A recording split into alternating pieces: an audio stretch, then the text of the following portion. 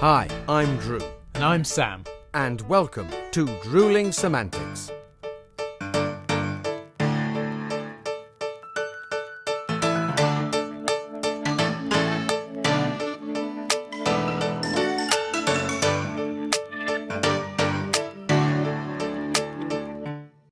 Hello and welcome back once again to my flat.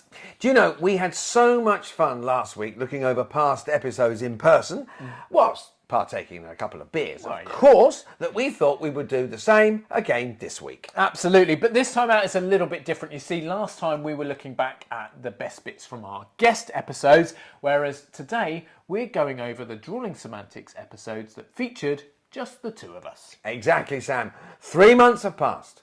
We have had some fantastic jobs. We've been out and about on the road and we've had some great conversations during that time. But which were the best bits to make our highlights episode? Well, Drew, there is only one way to find out. True. So, the mics are on, the camera is set, and the beers are poured. Oh, yes. Cheers, mate. Cheers, Sam.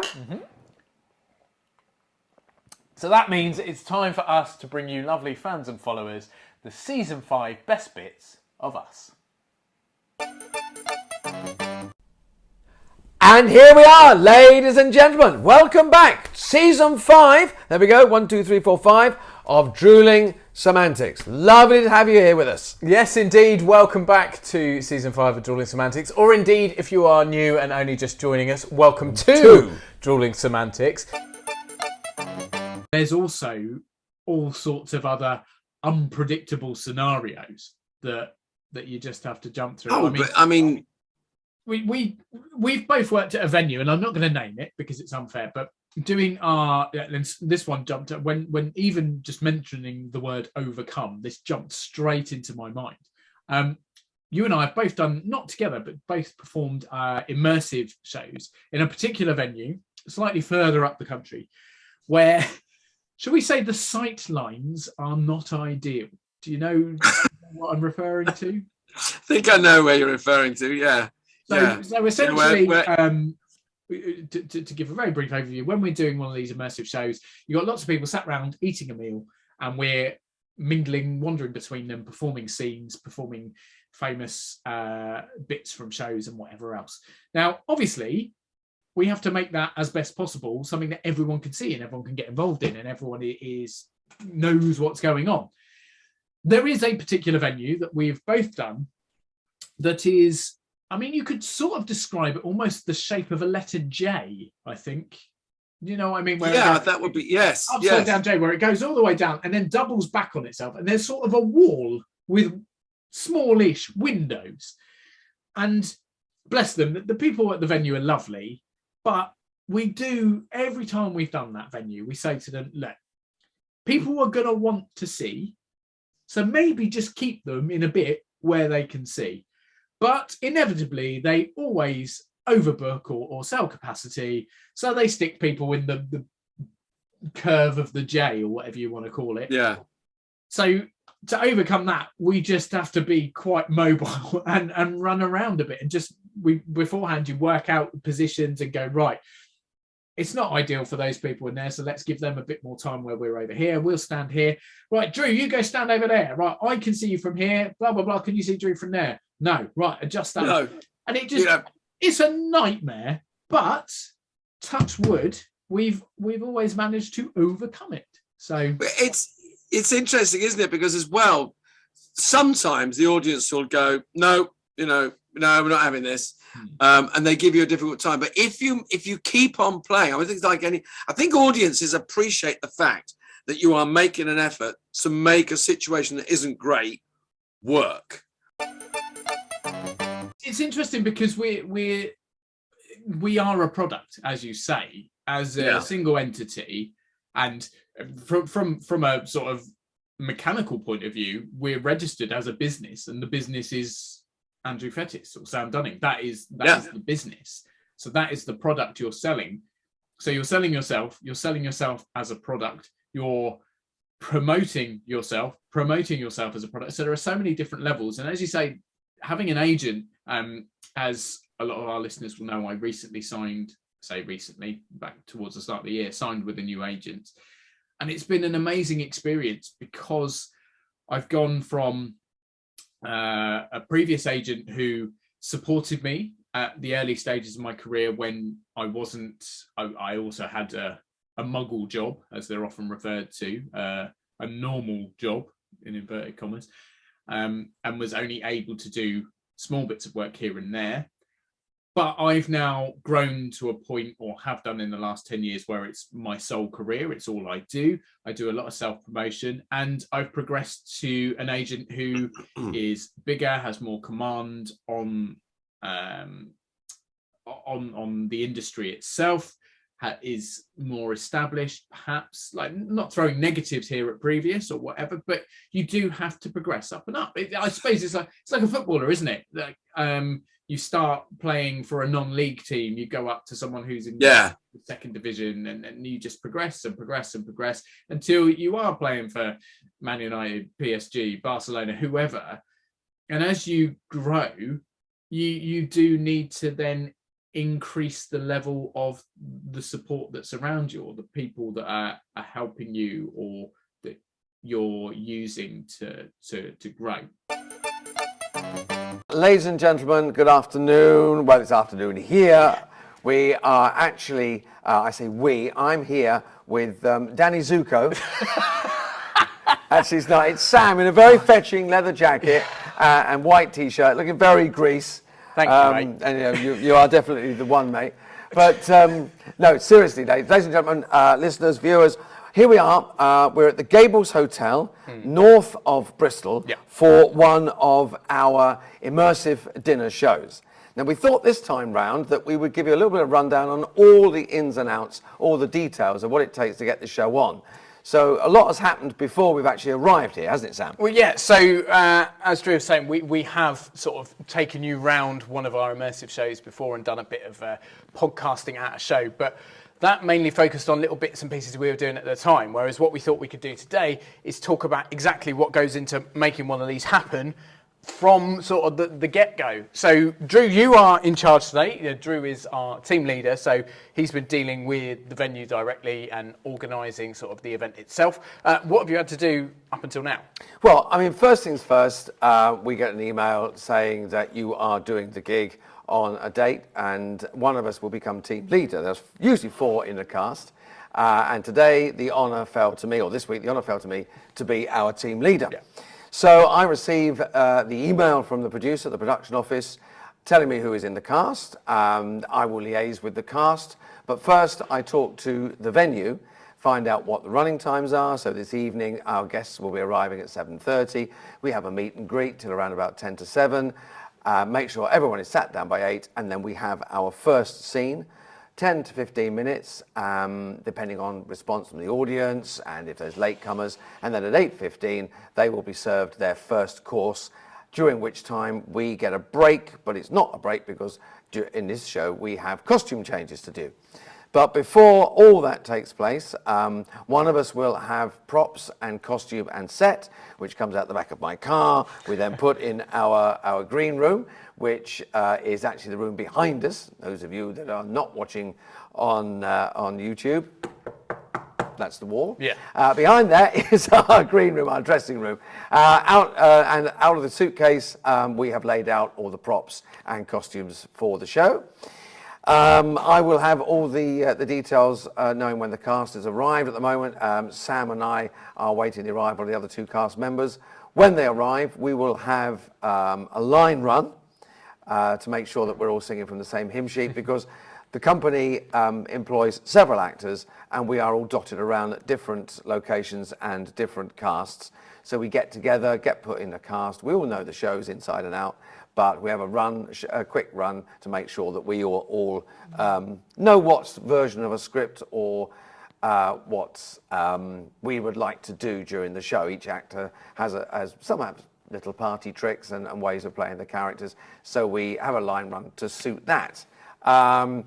Then Sam, what happens next after that? Well, so obviously you've spoken to the people in the venue to organise timings on courses when there's certain courses are delivered and what we have to do in between. We have to set up any sound systems we use. So in this one, we do have a song at the end. So we have a sound system. We play a bit of music in between scenes to sort of keep the guests entertained while we're not out here plying our trade.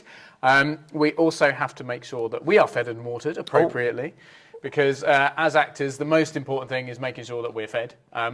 Free meal. That's all we do it for. She's not supposed to say that. People will listen to this now. Sorry. But so we have to, or in this case, Drew mainly is organising those bits.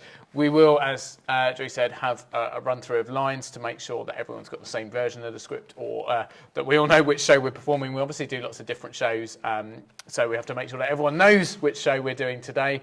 But other than that, it's sort of making sure that we liaise with the team here at the hotel who are in charge of their side of things and making sure that things run flush together. So what we'll do is we'll leave and we'll come back in a second, and we might be able to go a bit more in depth as to what's going to happen next when we've spoken to some people at the venue. Yeah, absolutely. See you in a bit. See you in a bit.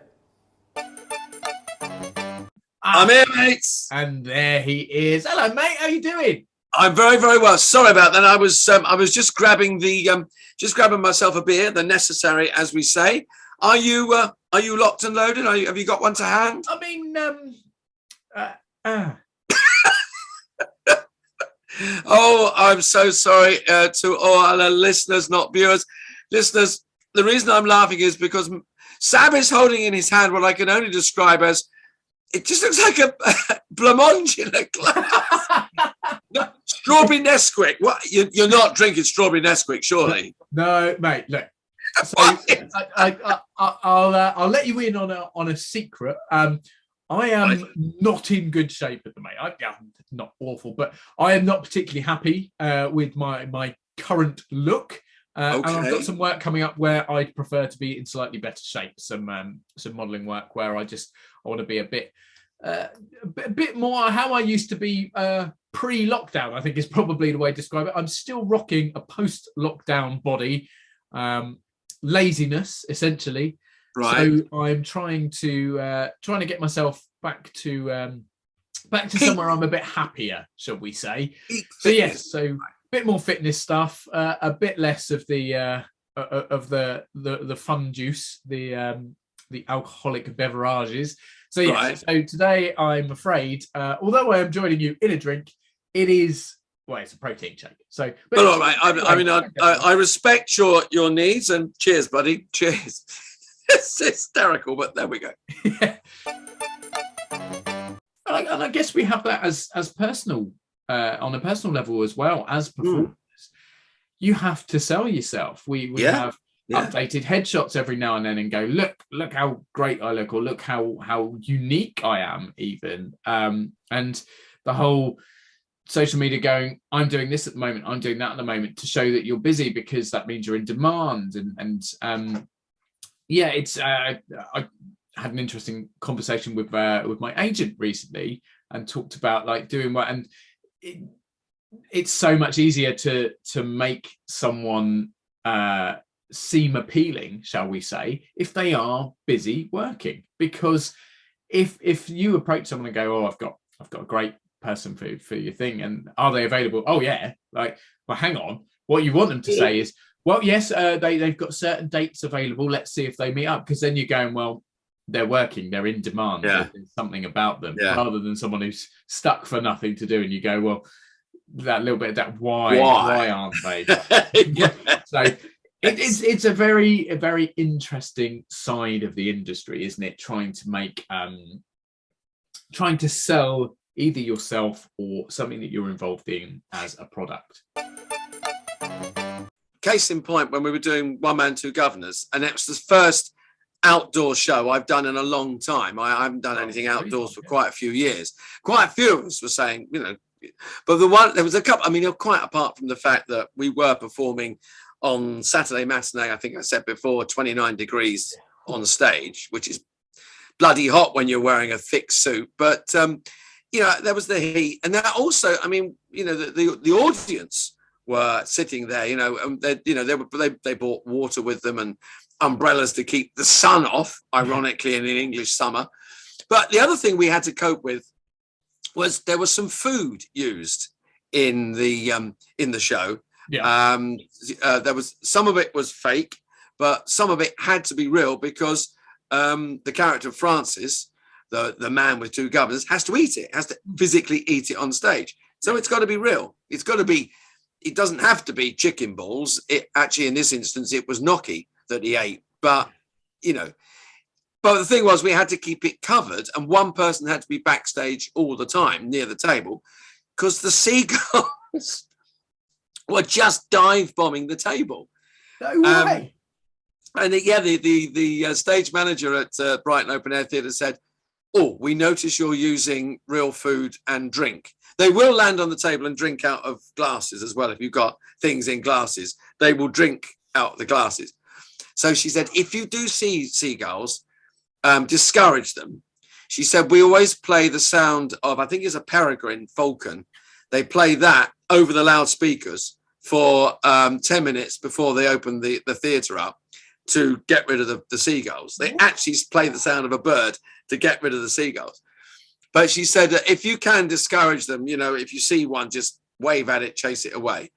So we were backstage, and at one point we had a tablecloth over the top to keep the sun off and to keep the seagulls. So you pull the tablecloth back and take the prop out, put the tablecloth back over. Yeah. And if you left the tablecloth, seriously, for longer than 30 seconds, a seagull would appear. And at the back of the stage, the configuration at the back of the stage boat is there are like a cyclorama of concrete with a couple of gaps in, so you could make entrances. So that was our backstage area. So someone at some point would be there. You'd look up and you'd see a seagull sitting on top of the concrete cyclorama. You'd be waving a tea towel, bugger off. They take a bit of dissuading, I tell you. They're terrifying, mate. They're so big. Like, they are big. Until you get close to one, you don't bloody realise. Like, I know. Stuff all these birds of prey and stuff. It's the seagulls that I'm more terrified of. But I mean, they were saying they did a show, and two characters were sitting on stage eating sandwiches, and the seagulls were dive bombing and pulling the sandwiches out of their fingers on stage. So that the audience and the actors was just like, nothing we can do. We're just going to have to let them eat everything on stage, and then we'll carry on. Wow. That was in a previous production. I don't know what production it was. So yeah, we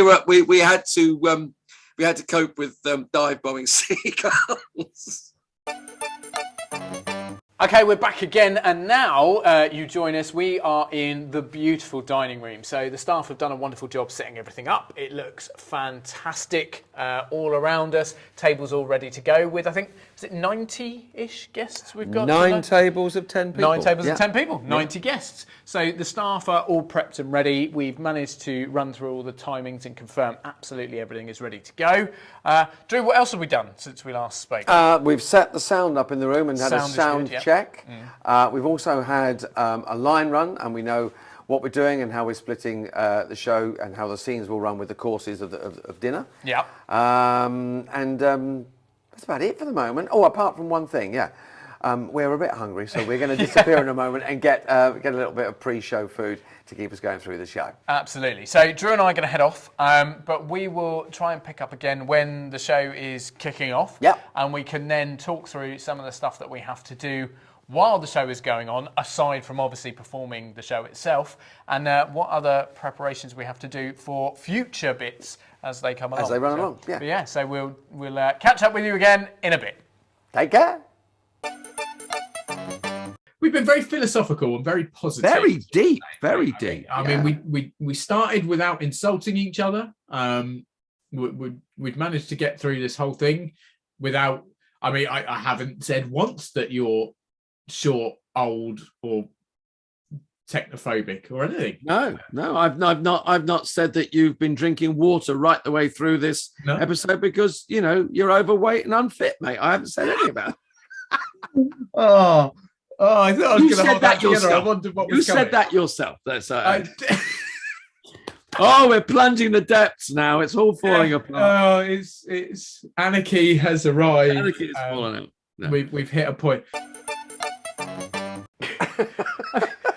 Anyone would think we didn't actually like each I other. know, we do tend to throw the odd insult around, don't we? But I have to say, honestly, mate, it is all done in jest and with the greatest of respect, admiration, and affection.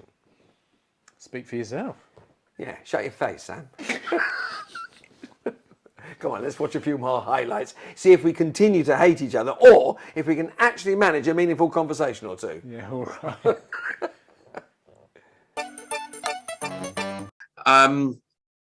To keep one's creative drive and energy, it's very difficult. I mean, with great respect, you've not been kicking around as long as I have, but was there any time taken whatsoever there, mate? Don't worry about that one.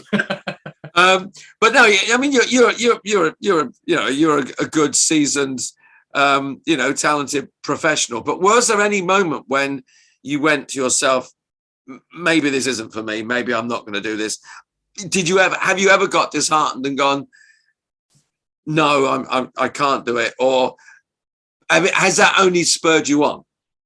I don't know, mate. Do you know, it's a difficult one to answer because I'd be lying if I didn't say that every time I don't get a job that I've auditioned for, or I don't get a response to a casting I've submitted, or I don't get an extended or renewed contract or something like that, obviously that's disappointing. I'm not going to say that I don't feel disappointed or I don't feel disheartened, because it's only human nature to feel like that. In the same way that we've said before, it doesn't matter how many times you've done a show or how confident you are in something, there's always a little bit of nerves, because that's we're passionate about what we do. And if we weren't nervous, it would possibly be a suggestion that you don't really care. Yeah. So as far as I'm concerned, I'm always nervous. So I'm more nervous for certain things than others. Like an opening night obviously is more nervy than a run you've been doing for 2 or 3 weeks. But I still get those butterflies, like stood in the wings waiting to go out, because I love what I do and I want to do it well. So there's that passion and that drive behind it.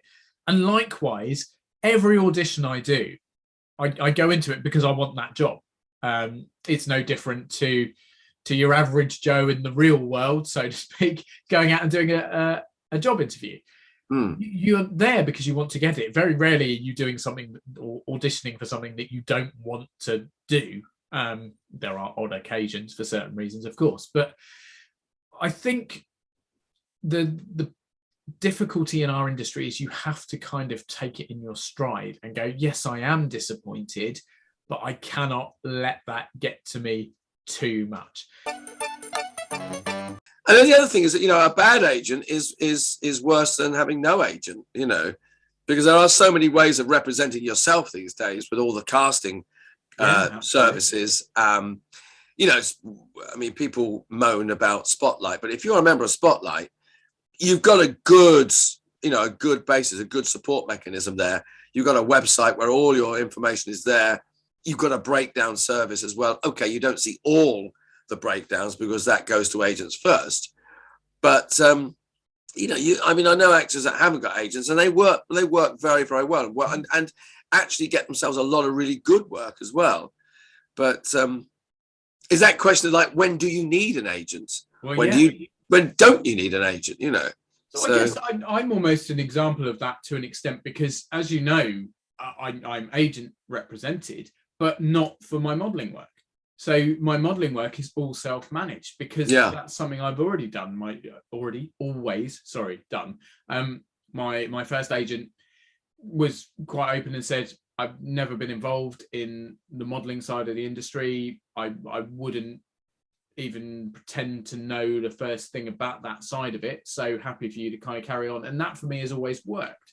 And again, I'm very fortunate now that my agent is very flexible and understands that I do have already existing contracts or bits like modelling work and voiceover work that I've always done, that I will manage myself alongside everything else that's going on. And that's another thing.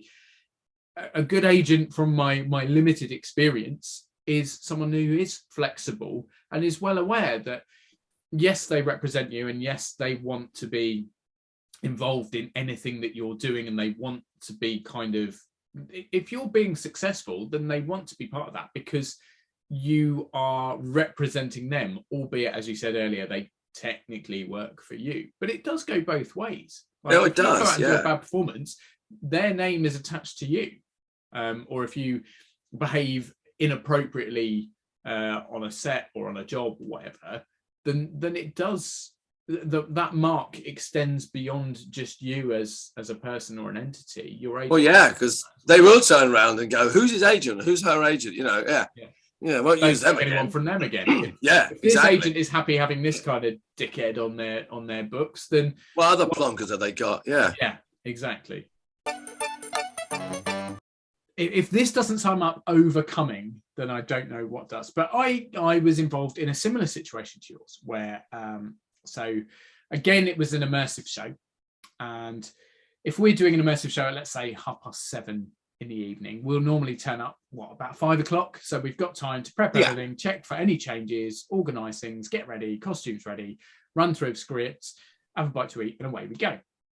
So I showed up for this show, and it was a Saturday evening.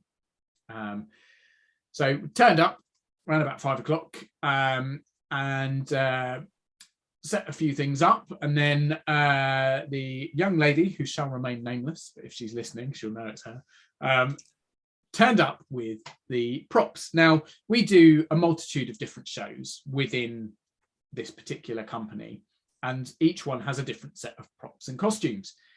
And at times you may find yourself hosting multiple costumes. You know where this is going, and I can see the grin on your face. I think I know what you're going to say. So we were doing, let's call it show A, and this young lady had turned up with the costumes for show B. So by now it's about 5:30. So charity shops all closed. We haven't even got time to go out to them anyway. Tried to look up and see if there were any costume shops nearby. Nearest one about 20 miles away. We were in the arse end of nowhere, as of course you were, because you're never somewhere convenient when you need something easy to happen. So it's bad enough you haven't got the right costumes, but to put it into context a little bit more, the show we were doing, which we couldn't change because these people were booked to see this specific show, they wouldn't want to see something different. That particular show involved a Roman gladiator, a policewoman, a holiday camp entertainer, shall we say? What else was in it? There is, if it's the one I'm thinking of, is a very specific suit as well. There is a very bright, colourful outfit involved as well, all of which are in the correct costume set. Were they in the other one? No.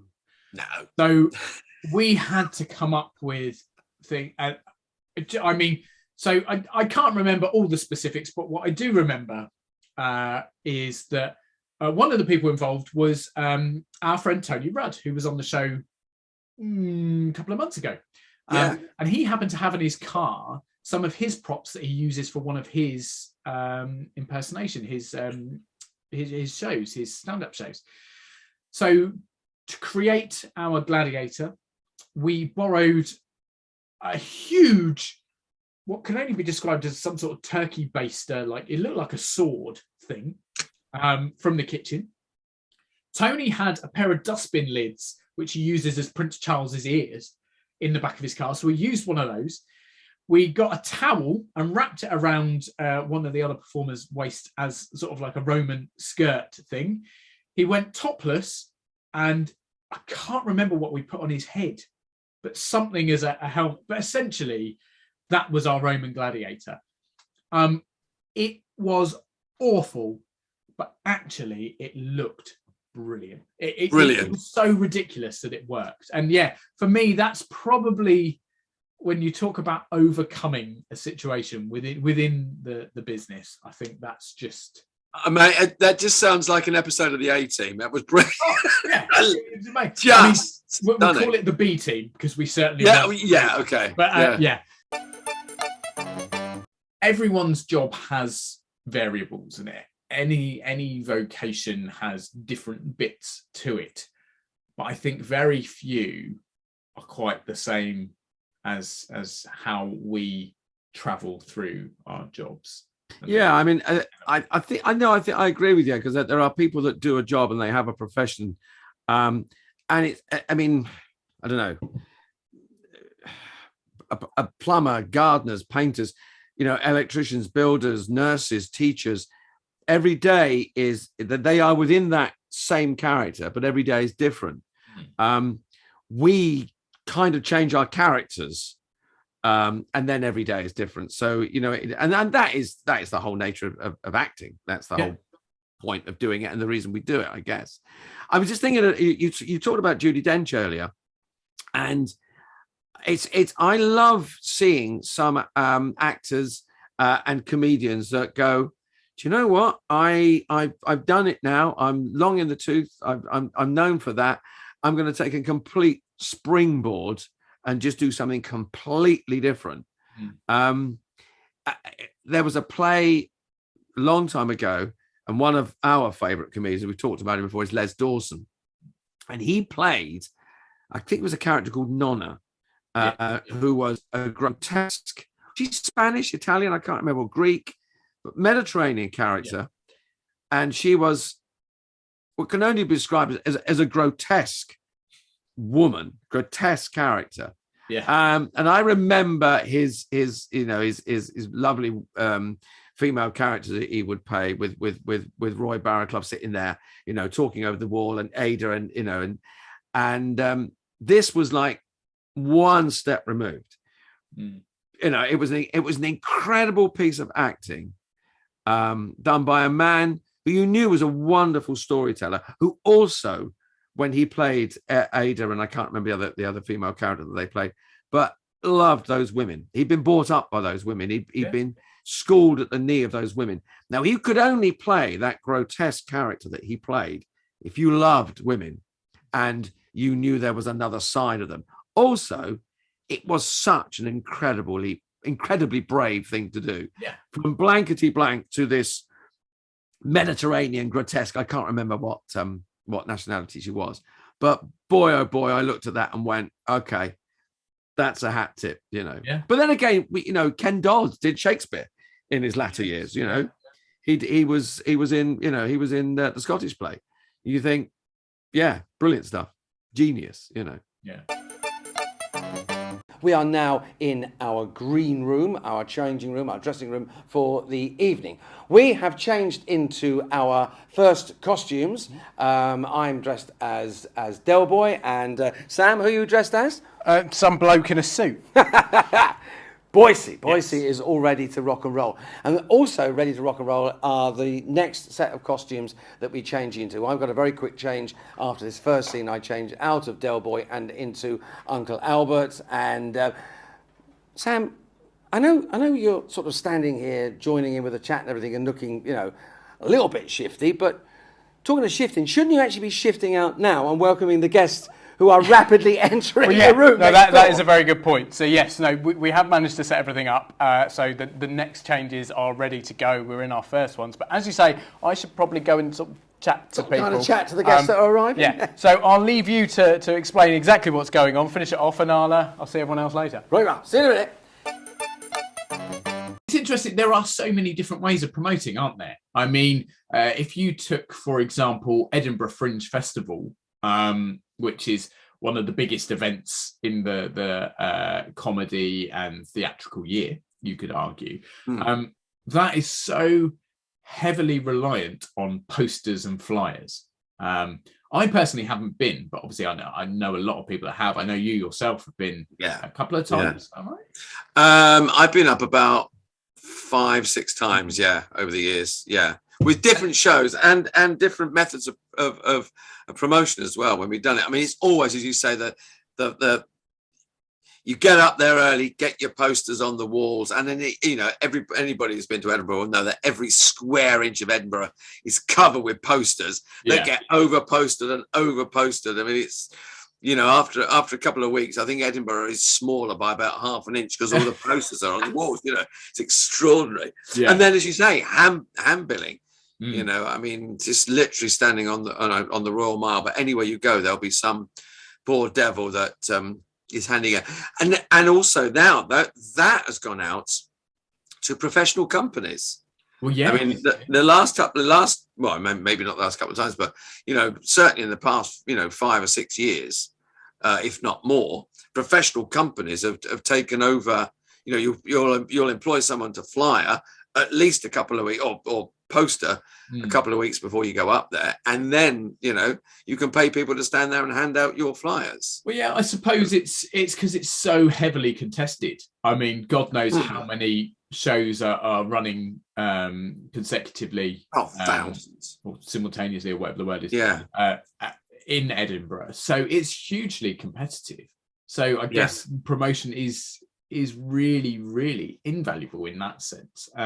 And I mean, there's also been, I know that sometimes shows have sort of done almost snippets out as live street theatre, or there have been small video clips that have gone out to try and sort of entice people and say, look, this is what you want to come and see. You don't want to see any other rubbish. This is the show that you want to get involved in. And that's of course not just limited to Edinburgh. Edinburgh is a very good example of that. But I mean, I remember promoting, I think I've mentioned it before, I did a musical, brand new musical called Game Over, which dealt with some quite sensitive issues around suicide and mental health and depression and things like that. It was a black comedy, so there were very comic elements, but it had a real sort of heartfelt message to it. But I played the character Death. And I remember promoting the show with my good friend Harry, who was one of the other cast members, and he basically escorted me around the streets of London. I think where were we? I can't remember off the top of my head. It was at the Bread and Roses Theatre, I think. I know. Yes. I can't remember where it is. Anyway, central London.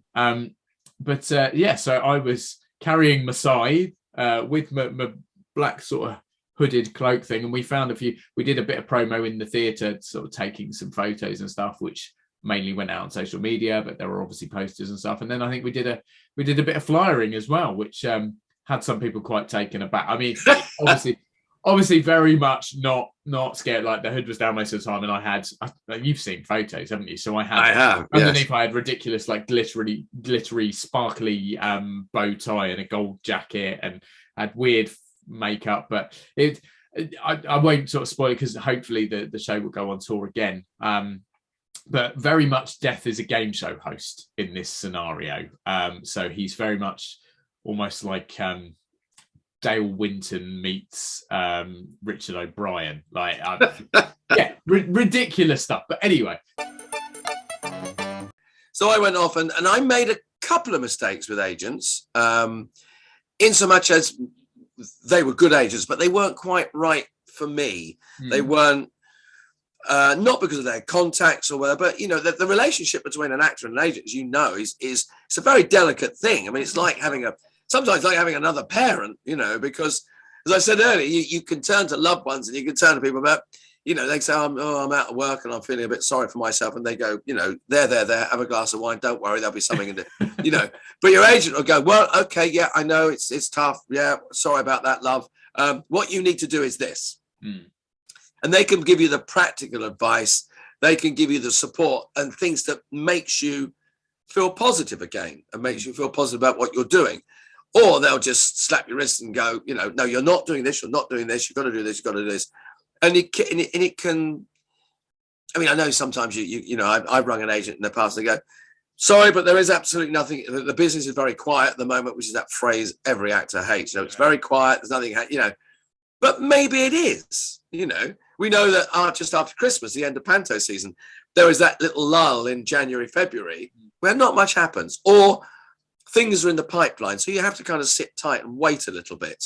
But, if you haven't got any money coming in, or if you haven't got any work and you want to be working, it's a very difficult thing to do. There are extra pressures, aren't there, floating around? It does. Absolutely. Absolutely. It's all very well going, well, I know this is coming, but I'm twiddling my thumbs at the moment. And my accountant is pretty bored, shall I say. Yeah. It's one way of phrasing it. So waiting. Yeah, and I'm the same. Like I say, I had a previous agent who early days was very supportive, but certainly towards the latter stages, I was pretty much finding all my own work because my priorities were different, and where I was looking and what I was looking to do, we were probably not in the right alignment at that point. Now I have a new agent who is super proactive, hugely supportive, and in a short space of time has secured me multiple auditions, which is as far as they can go, really. So it's interesting because I know people say, oh, my agent hasn't got me any work for a while. But my argument there would be that your agent doesn't get you work. They get you opportunities, but it's you that's got to secure the work. Doing panto years ago, I think I told you, this is two stories in one, in a way. I fell off the stage Yes. at a get-in New Brighton. Yeah, we did an episode, didn't we? That somehow it was all about injuries or things going wrong. Was. Yeah. I broke my nose doing a backflip in rehearsals, and you fell off the stage. So our long-time listeners and viewers will probably remember. If that doesn't ring any bells, go back and have a listen. Season 1, season 2, something I can't remember. Yeah. Go back and listen to all of them. You'll enjoy them. They're great. Yes, anyway, listen to a whole lot. An awful lot has happened to us. Yeah. But falling off the stage at New Brighton, it seems to be a bit of a thing, because many years before I fell off the stage at New Brighton, I was working for a pantomime company, and we'd finished our run.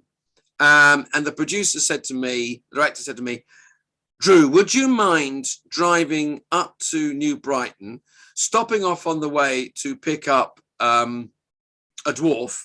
Now, I use that word advisedly because it was a dwarf in Snow White. It was a small person playing one of the 7 dwarves. So he said, would you mind picking up a little person, taking them up to New Brighton, because one of the guys playing one of the 7 dwarves has fallen off stage. And I went, what have you been doing for the past couple of shows? He said, don't worry, they've been improvising. They've been doing things like, now... How do you improvise? The title of the show is Snow White and the 7 Dwarfs. And you're telling me they were 1 dwarf down? Yeah, well, what they did was, which is really clever, they left 1 dwarf off stage. They renamed themselves, and the 1 dwarf off stage was bashful or shy or whatever he was. Yeah. He was too shy to come on. So they'd go, right, you 6, you come with me, you stay there. So, so he never appeared. So, that's so for simple, 2 or 3 days. Yeah, brilliant. It was stunning. And then I drove this poor guy. He just finished his show, his last show. There was no after show party for him. I picked him up, God knows, somewhere up north, and then continued up north to New Brighton because it's a bloody long way up. Yeah. That was in the night, driving up in the night, dropped him off. He had a few hours sleep. I had a few hours sleep and drove back down because I'd finished my panto. That poor devil then jumped into a panto that he didn't know the role, he had to learn, and he was on in the afternoon. So, but yeah. So falling off the stage in New Brighton, it happens. I can think of a particular time I auditioned for a role that I dreamt of doing for years. Like, it was so I couldn't have wanted it more. Of everything I've ever auditioned for, this was the big one in my eyes. It wasn't even the most substantial thing, or wouldn't have led to sort of like fame or huge money necessarily, but it was something that I was so desperate to do, and I did not get it. And there were multiple rounds to this, like a movement round and a singing round, various other things, and I got through a few of them, but I didn't get this role, and it was heartbreaking. It really was. And that's partially because I built it up so much. I wanted it so badly that I felt worse when I didn't get it. But I guess the answer to your question is, yes, I felt that way, but it hasn't stopped me. I felt really bad and I felt really upset, and it's been really difficult to kind of go, oh, I didn't get that. What am I doing wrong here? But it's never got to a stage in my relatively short career compared to you as the veteran where I've gone, no, enough's enough. I'm going to go and get a regular job, a 9 to 5 or whatever.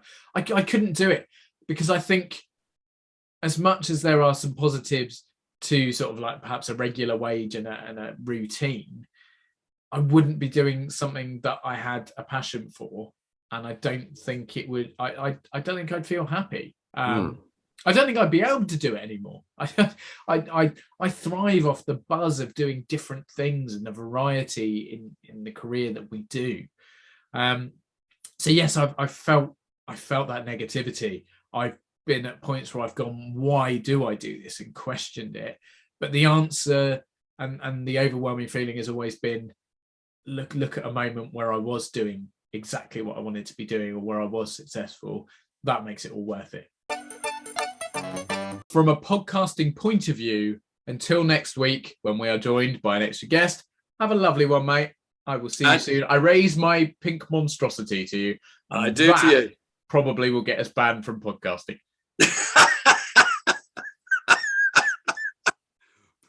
On that note, brilliant, mate. See you later. Care. See you, everyone. Cheers. Goodbye, everyone. Bye. Well, there you have it. I mean, that's 75 episodes completed, over 3,500 minutes of content shared. And I think it's safe to say, Drew, that never again will I raise my pink monstrosity on a podcast episode. Do you know, I'm laughing because, not about your pink monstrosity, no, I'm just laughing at the fact that you actually counted all those numbers up, didn't you? Yeah, I might have added them up. All right, yeah, fine.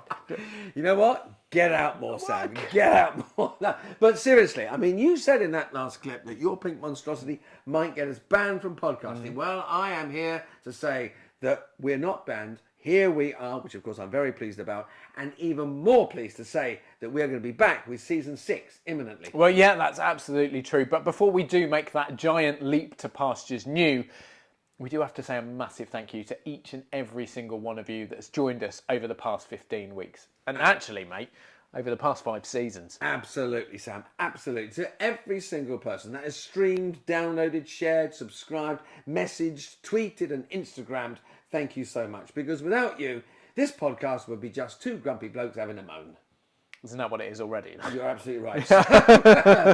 but people like us. People. Well, that's true. That's true. Yeah. They do. So, all those people that like us, all those people I've just mentioned, we are going to be back just as grumpy with even more things to moan about. Sounds like a plan to me. Let's do it. Thanks, everyone. We'll see you in season 6. Cheers. Cheers.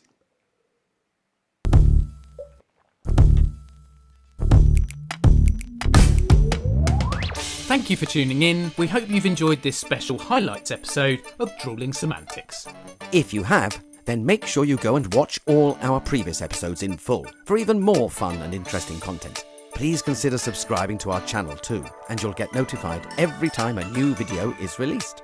Don't forget we're also available as audio only. Just search Drewling Samantics in any good podcast app. And we'd love your support on social media as well. We're on Facebook, Instagram and Twitter, and all our links and handles are on screen now. We love welcoming new followers and subscribers, so please share with your family and friends, and we'll be eternally grateful. Stay safe, and we'll see you next time.